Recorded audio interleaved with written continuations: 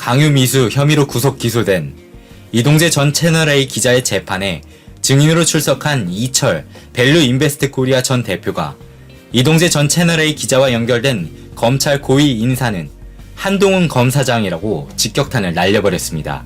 참고로 이철 전 대표는 지난 6일 서울중앙지법 형사 1 단독 박진한 부장판사의 심리로 열린 이동재 전 기자와 백승우 채널A 기자에 대한 속행 공판에 증인으로 출석해 이동재 전 채널A 기자가 보낸 편지로 인해 공포감을 느꼈다라고 증언을 했는데, 이철 전 대표는 증언대에서 처음 이동재 전 기자의 편지를 받았을 때 기억을 돌이키며 너무 황당해서 마음이 불편했지만 그냥 무시했다. 모든 것이 사실과 다르기 때문에. 하지만 두 번째 편지를 받은 뒤로 검찰이 목적을 가지고 수사를 하면 무죄여도 소명하기 어렵다는 걸 안다.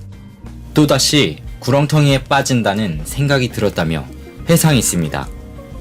그리고 이동재 기자가 보낸 편지 내용에는 유시민 노무현재단 이사장 등 정관계 인사들이 신라젠 주식을 얼마나 받았는지에 대한 질문과 남부지검의 수사 상황 등이 언급되어 심각성을 깨달았다면서 정치적 목적이 있다고 생각했다.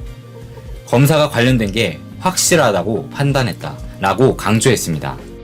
그리고 또 이철 전 대표는 이동재 기자의 세 번째 편지에 대해서는 전체 맥락과 내용이 검찰의 수사 방향과 의지라고 생각되어 전체적으로 공포감을 느꼈다 라고 증언했고, 그리고 네 번째 편지를 받았을 땐 이 편지가 가장 공포로 다가왔다.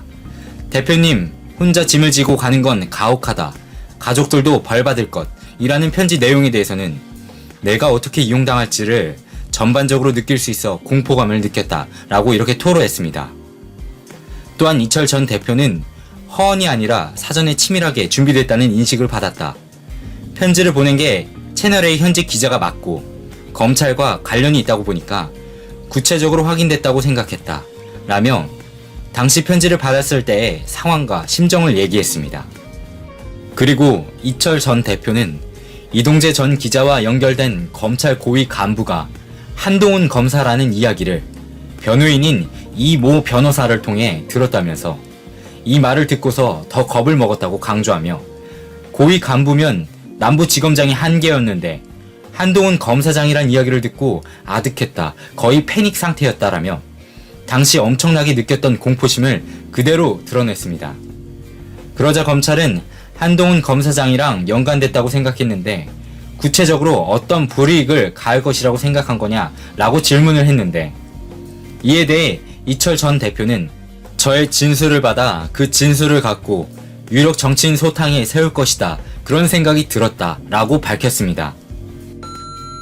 한편 이날 오후 증인으로 예정된 이철 전 대표의 대리인이자 제보자 X로 알려진 지모 씨는 재판에 스스로 출석하지 않았다고 밝혔는데, 참고로 제보자 지모 씨는 자신의 페이스북을 통해 오늘 열린 채널A 검언 공정미수 사건에 관련된 재판에서 아래와 같은 이유로 불출석 사유서를 등기로 재판부에 제출하고 출석을 거부했다. 나의 증인 출석이 오히려 사건의 실체를 규명하는데 도움은커녕 피고인들과 혐의자들에게 은폐의 빌미만 제공할 뿐이라고 생각했다라면서 재판에 불출석한 이유를 밝히며 핵심 당사자인 한동훈 검사에 대한 수사가 이루어지지 않고 있다. 한동훈 검사 수사가 끝나지 않은 상태에서 관련자들이 모두 재판에 나가 사건에 대해 증언을 한다면 한동훈 검사가 자신의 혐의에 대한 부인과 왜곡을 할 수 있는 상황이 된다. 이 사건은 단순한 강요 미수 사건이 아닌 수구 언론 권력과 검찰 권력이 합작하여 정치적 상징성이 있는 유시민 작가에게 총선이라는 특정한 시점에 맞춰서 없는 혐의를 뒤집어 씌워 선거 결과를 왜곡시키려고 했던 내란에 준하는 사건이라고 많은 사람들은 생각하고 있다.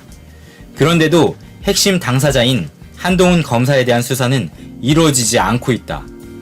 한동훈 검사는 공무원 신분으로서 성실히 수사에 협조하기는커녕 압수된 핸드폰마저도 비밀번호를 제공하지 않아 추가적인 수사가 멈춰진 상태이고, 오히려 여론전을 비롯한 온갖 방법을 동원하여 수사를 방해하려고 하고 왜곡까지 하고 있는 상황이다. 상황이 이러할진데 한동훈 검사의 수사도 끝나지 않은 상태에서 관련자들이 모두 재판에 나가 사건과 관련된 사실에 대한 증언을 일일이 실행한다면 중요 혐의자인 한동훈 검사에게 자신의 혐의에 대한 부인, 왜곡할 수 있는, 마치 시험을 앞둔 수험생에게 답안지를 먼저 제공하고 시험을 보게 하는 것과 마찬가지인 부정행위를 도와주는 꼴이 된다고 생각한다. 아울러 최소한의 실체적 진실이라도 밝히기 위해서라면 한동훈 검사의 실질적인 수사가 이루어진 이후에나 또는 최소한 중요 혐의자인 한동훈 검사에 대한 법정 신문이 먼저 이루어진 이후에나 제가 법정에 나가서 증언을 하는 것이 많은 사람들이 납득할 수 있는 결론에 이를 수 있을 것이라고 생각한다. 그러지 못한 상황에서 다시 저에게 법정 증언을 요구한다면 당당히 거부할 것을 밝힌다. 저의 바람대로 한동훈 검사의 수사가 이루어지거나 최소한 그에 대한 법정 신문이 우선된다면 과거 검찰의 감찰이 제대로 작동됐거나 진즉 공수처가 설치되었었더라면 결코 변호인석에 오를 수 없었을 것으로 보이는 피고인 이동재의 변호인에 대한 치욕적인 반대 신문을 감수하면서라도 출석하여 사실대로 증언할 것을 약속드린다고 강조했습니다. 참고로 검찰은 이동재 전 채널A 기자의 배후에 한동훈 검사가 있다고 보고 수사했으나 한동훈 검사장을 공범으로 기소하지 않았습니다. 그러니까 지금 신종 바이러스 팬데믹 사태로 세계 초강대국이라는 미국에서는 무려 21만 909명의 사람들이 사망했고 게다가 도널드 트럼프 대통령도 양성 판정을 받게 되며 며칠간 입원한 후 어제 퇴원했던 것 아닙니까? 그리고 우리나라와 인구수가 비슷한 G7인 선진국인 프랑스는 32,383명, 그리고 영국은 42,535명, 그리고 이탈리아는 36,030명, 이렇게 어마어마한 사람들이 신종 바이러스에 감염되어 사망해버렸습니다. 하지만 반면에 우리 대한민국은 오늘까지 총 사망자가 425명입니다. 425명. 더구나 더 놀라운 것은 신종 바이러스에 감염된 확진자 외에 항체를 보유하고 있는 사람들이 거의 없다는 것입니다. 즉, 한마디로 말해 보이는 족족 어디에 숨어 있다고 해도 다 잡아내고 있다는 것 아닙니까? 그러니까 정말 우리 대한민국은 전 세계인들이 부러워할 만큼 기적을 경험하고 있다. 아니, 미국 월스트리트 저널에서도 한국은 신종 바이러스에 대한 암호를 풀어낸 것으로 보인다. 한국이 전 세계 부유한 나라들 가운데 바이러스 확산을 가장 잘 막아냈다면서 한국이 미국, 영국보다 2배 더 효율적으로 감염자의 타인 전파를 차단했다. 한국의 올해 성장률 전망은 마이너스 0.8%로 경제협력개발기구 OECD 회원국 중 최고 수준이라면서 미국 월스트리트 저널에서도 우리 대한민국을 이렇게 극찬했을 만큼 문재인 정부가 아주 잘하고 있다는 것 아닙니까? 더구나 한국의 올해 성장률과 내년 성장률을 합산해봐도 OECD 국가 중 최고 수준인 2.1%로, 그러니까 터키가 1%, 미국이 0.2%, 독일이 마이너스 0.8%인데 우리 대한민국이 올해와 내년 합산 성장률이 OECD 국가 중 최고 수준인 2.1%라는 것입니다. 2.1%. 게다가 재정 건전성도 아주 양호한 수준이라 국가 채무 증가폭의 경우 선진국 그룹이 평균 26%포인트 정도로 예상되는 반면, 하지만 우리 대한민국은 7.65%포인트로 전망이 되고 있습니다. 아니, 오죽했으면 국제신용평가사 피치에서 다른 주요국들의 국가신용 등급을 팍팍 깎아내리고 있는 신종 바이러스 팬데믹 상황에 우리 대한민국은 국가신용 등급을 AA-로 그대로 유지하며 한국이 바이러스에 효과적인 정책 대응을 하며 양호한 경제 성장률을 달성하리라 본 것, 한국 경제의 대외 신뢰도가 재확인됐다 라며 강조했습니다.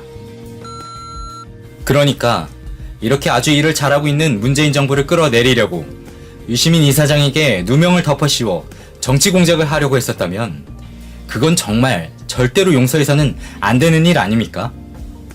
아니, 지난번에도 몇 번 소개해드렸지만 UC 버클리대 연구진들이 한국 정부가 신종 바이러스에 대해 제대로 대응하지 않았다면 무려 우리나라 인구 3,800명이 신종 바이러스에 감염될 수도 있었다는 연구 결과를 발표했었는데, 이런 문재인 정부를 정치 공작, 검은 유착으로 엎어버리려고 했었다면 조국 전 장관 가족들을 탈탈탈 털었듯이 한 번 다 털어봐야 된다. 아주 탈탈탈 다 털어야 한다. 그리고 그렇게 억울하다면은 한동훈 검사장이 하루라도 빨리 휴대폰 비밀번호를 까야 한다. 그럼 아주 간단하게 해결된다. 이런 생각이 드네요. 그럼 끝까지 들어주셔서 감사드리고 좋은 의견 있으시면 댓글 많이 남겨주세요. 출발해 보겠습니다. 오늘 들려드릴 소식은 일본 브라소 기업들 수출 30분의 1로 급감하는 초유의 사태 발생, 한국 러쉬 이어진다. 유니클로 회장 총대 맸다. 일본 기업들 노 아베 본격화. 좋아요, 구독 한 번씩만 부탁드리면서 출발하겠습니다. 일본의 수출 규제가 시행된 지 100일이 넘어가는 시점에서 우리나라 반도체 업계 아직까지는 큰 문제 없이 잘 버텨주고 있죠. 오히려 아베의 수출 규제로 우리 기업들 입장에서 공급처 다변화의 중요성, 그리고 탈일본화, 국산화의 필요성을 강하게 일깨워주는 이벤트가 되었습니다. 그 직격탄은 일본의 브라소 기업들이 제대로 맞고 있는데요. 최근 구체적인 피해 액수가 공개가 되어서 그 논란이 매우 커지고 있습니다. 최근 메이저 언론사 중에 한 곳이 확보한 정부 보고서에 근거를 해서 말씀을 드리면 일본 기업들의 브라소 한국 수출액은 월 평균 847만 달러, 100억 원을 넘기고 있었지만 규제를 시행한 이후에는 27만 달러, 3억 원 수준으로 감소를 했습니다. 규제 이전과 비교하면 30분의 1 토막이 난 것이죠. 97% 가까이 매출이 폭발적으로 감소하였는데요. 이 지난 3달간 일본은 한국에 대해서 수출 허가를 7건만 내어주고 있었죠. 아직까지 액체 브라소, 이 불산에 대한 수출 허가는 없는 상태이고 포토 레지스트 3건, 기체 브라소 3건, 폴리이미드 1건, 이렇게 총 7건에 불과합니다. 주 고객사들 삼성, SK 하이닉스 측에 수출 물량을 내어줄 수가 없으니 이 매출이 감소할 것은 당연히 예상이 되었던 바인데 100억에서 3억, 아주 드라마틱한 하락폭이죠. 일본의 고순도 브라소 기업들, 스텔라, 모리타 화학, 이런 기업들에서 우리나라의 시장의 중요성은 그 매출의 89%를 차지하고 있었습니다. 매출의 90%를 올려주던 고객이 갑자기 평소 팔아주던 양의 30분의 1만 팔아주는 상황이라는 것입니다. 이 고순도 브라소의 경우에는 또 다른 문제가 있는데 보통 그 높은 순도와 품질을 유지하기 위해서는 보관 기간이 짧은 편이죠. 액체 타입보다 분명 짧아요. 보관 기간이 길게 잡아도 4달 정도인데 지금 아베가 불사는 수출 내어주지 않고 이렇게 기체 타입만 찔끔 내어주는 것도 그 짧은 보관 기간에 따른 기업들의 재고 처리 문제가 강하게 반영되어 있습니다. 일본 기업들은 이 남는 고순도 브라소를 한국 외에 다른 국가 기업들에게 보내기 위해서 적극적으로 컨택을 하고 있지만 그 상황이 여의치가 않은 것입니다. 결국 은밀하게 일본 업체들은 한국으로 그 생산 시설을 이전하는 방안을 진지하게 검토 중에 있는데요. 저희 방송에서 이미 몇 차례 언급을 드린 바가 있어요. 삼성과 하이닉스 측에 찾아와서 미팅을 하자 이렇게 딜을 걸고 있고 연일 우리나라 로펌, 법률사무소 등을 방문해서 자문을 구하고 있습니다. 또한 적극적으로 이렇게 보도는 안 되고 있지만 일본 정부 측에도 규제를 풀어달라고 이렇게 컨택을 하고 있다고 말씀을 드렸어요. 이 모리타 화학의 경우에는 최근 오사카 무역관에 있는 생산 라인을 한국으로 이전하고 싶다는 의향을 대놓고 표출하였고 이 포토 레지스트의 생산 업체 TOK 역시 한국에 이미 갖고 있는 공장이 있는데 여기에 증설하는 방안을 추진 중에 있습니다.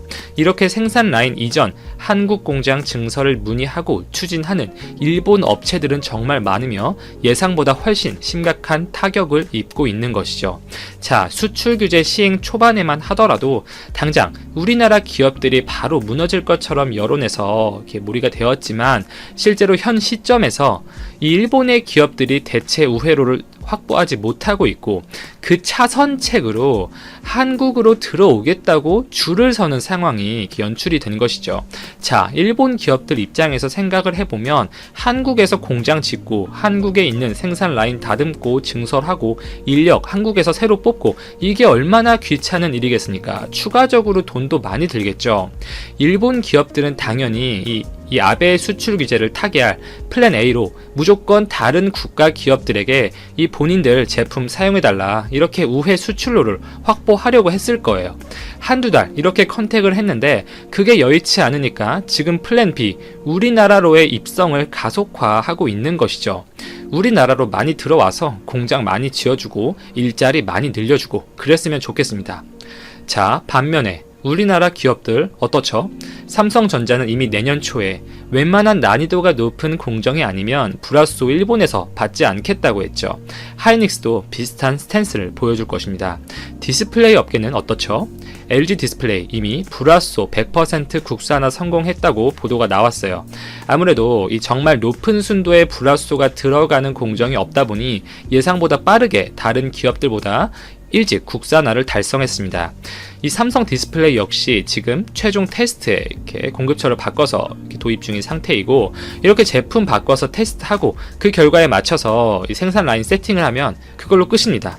정말 일본 기업들이 압도적으로 이렇게 혁신적인 제품을 들고 나오지 않는 이상 다시 일본산 제품으로 바꿀 필요성이 없어져요.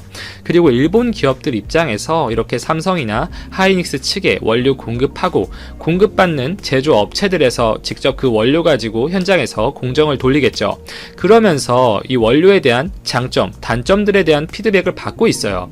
뭐 다른 회사 제품과 비교하면 이렇더라, 이전 모델과 비교하면 이렇더라, 이렇게 피드백, 의견을 주고받으면서 원료 공급사 역시 추후에 더 훌륭한 제품을 낼 수 있는 그 밑바탕이 되는 것인데, 이 삼성, 하이닉스, 세계적인 기술력을 가진 리딩 업체들의 이 현장에서의 생산적인 피드백을 얻지 못하면 그것 자체가 분명히 추후에 도태할 수밖에 없는 요소로 작용할 수 있습니다. 결국 아베는 명백히 자기 발등을 찍었어요. 제대로 눈을 감고 귀를 닫고 있는 모습입니다. 아니면 정말 사태 파악하지 못하는 이 똥오줌을 못 가리는 걸 수도 있는데, 여기서 유니클로 회장의 인터뷰를 한번 짚고 넘어가 보죠. 유니클로의 창업자 야나이 다다시라는 인물이 아베를 향해 대놓고 비난했습니다. 아주 이례적인 일이죠. 니케이 비즈니스의 보도에 따르면 이 야나이 회장은 일본이 한국을 적대시하는 게 비이성적인 일이라고 말을 했어요. 본래는 침착하고 냉정했던 일본인들이 신경질적이고 감정적으로 바뀌고 있다고 평가를 했고, 일본이 한국에 반감을 갖게 된 것 자체가 한국에게 이렇게 격차를 좀 좁혀지면서 일본인이 열등해졌다는 증거라고 주장을 했습니다. 일단 일본 특유의 손타쿠 문화, 이 윗사람, 즉 상사의 의중을 짐작하고 알아서 행동하는 문화, 좋게 말하면 센스, 눈치라고 볼 수도 있는데, 이것은 양날의 검이 문제죠. 오히려 업무의 효율성 증대 쪽이 아니라 윗사람을 위해 공문서를 위조하는 등, 통계를 위조하는 등의 관행으로 변질되었다, 그렇게 지적을 했습니다. 올해 초에 아베노믹스의 경제 성과에 대한 논란이 일본에서 굉장히 셌죠. 임금 상승률이나 일자리 개수 이런 부분에서 본인들 입맛대로 통계 추출 방식을 갑자기 바꾸면서 뻥튀기 시켜서 발표를 했어요. 만약 우리나라에서 이런 일이 터졌다면 정말 뒤집어졌을 텐데 상대적으로 조용히 넘어가고 있는 만큼 이슈화가 안 되고 있죠. 이런 점에서 일본 언론의 자유도 역시 최악이라고 볼 수가 있습니다. 그리고 일본 정부의 이 근본적인 경제 정책, 아베노믹스, 일본 중앙은행의 공격적인 채권 매입, 자국 주식, ETF 매입 이런 것들이죠. 특히 주식시장을 일본 중앙시장이 사실상 부양하고 있는 구조고, 이 실질적인 효과는 없이 국가가 주식시장 그 수치상으로만 억지로 시팅하는 꼴이라며 이 역시 바람직하지 않다고 비판을 했습니다. 이 인물은 원래 아베 내각의 호의적인 인물은 아니라고 알려져 있는데, 이렇게 언론에서 제대로 비판을 한 것은 꽤나 이례적인 일이긴 합니다. 이 유니클로가 한국에서 매출이 거의 75%가 날아갔습니다. 반의 반토막이 나면서 이 예상보다 큰 타격을 분명히 받고 있고, 2달 전만 하더라도 한국인들은 유니클로를 사랑하기 때문에 일시적으로 지나가는 현상일 것이다. 결국 한국인들은 유니클로 제품을 이용할 것이다. 이렇게 호언장담하던 시점과는 전혀 다른 이야기를 하고 있는 거죠. 이렇게 회장, 최고 재벌이 직접 나서서 한국인들이 반이라는 것을 이해가 간다. 아베 정부를 까는 것 역시 그만큼 한국 시장의 중요성에 대해서 인식을 하고 있고 상황이 가볍지가 않다는 것인데, 이 야나이 다다시라는 인물, 이 산전수전 다 겪은 사람입니다.